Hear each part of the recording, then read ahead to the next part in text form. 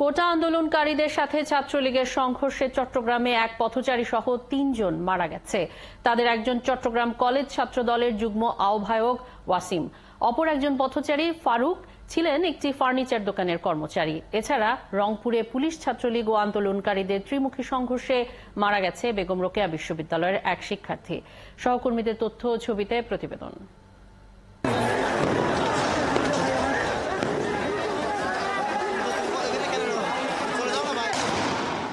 চট্টগ্রামে নগরীর ১৬ শহর ও রেল স্টেশন এলাকায় বেলা ২:৩০ থেকে অবস্থান নেয় যুবলীগ ও ছাত্রলীগ। এ খবর পেয়ে মুরাদপুরে জড়ো হতে থাকে কোটা আন্দোলনকারীরা। যুবলীগ ও ছাত্রলীগ কর্মীরা সেখানে গিয়ে তাদের উপর হামলা চালালে শুরু হয় ধাওয়া পাল্টা ধাওয়া। এ সময় শোনা যায় ককটেল বিস্ফোরণ আর গুলিবর্ষণের শব্দ। কোটা আন্দোলনকারীদের সাথে যুবলীগ ছাত্রলীগ কর্মীদের দফায় দফায় সংঘর্ষের সময় এখানে মারা যায় ৩ জন।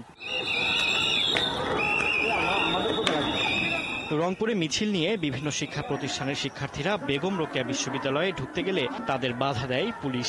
এ সময় পুলিশের সাথে শুরু হয় শিক্ষার্থীদের সংঘর্ষ। শিক্ষার্থীদেরকে ছত্রভঙ্গ করতে লাঠিচার্জ ছাড়াও রাবার বুলেট, টিয়ার গ্যাস ছোড়ে পুলিশ। এ সময় আহত হয়ে হাসপাতালে চিকিৎসাধীন অবস্থায় মারা যায় রংপুর বেগম রোকেয়া বিশ্ববিদ্যালয়ের এক শিক্ষার্থী।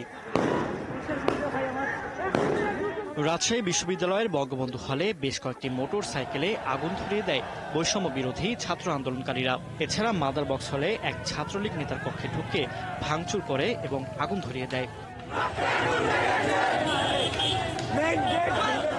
শহরের 0 পয়েন্টে অবস্থান নিয়ে মিছিল করতে থাকে কোটা আন্দোলনকারীরা। পরে সেখান থেকে বিশ্ববিদ্যালয় ক্যাম্পাসের দিকে চলে যায় তারা।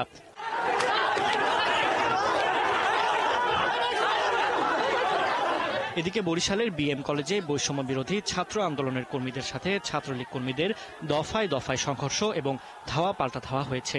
এতে আহত হয়েছেন 4 জন। এর আগে BM college, Hatem Ali college ও পলিটেকনিক কলেজের আন্দোলনকারীরা নগরীর নথুল্লাবাদ এলাকার ঢাকা বরিশাল মহাসড়ক অবরোধ করে।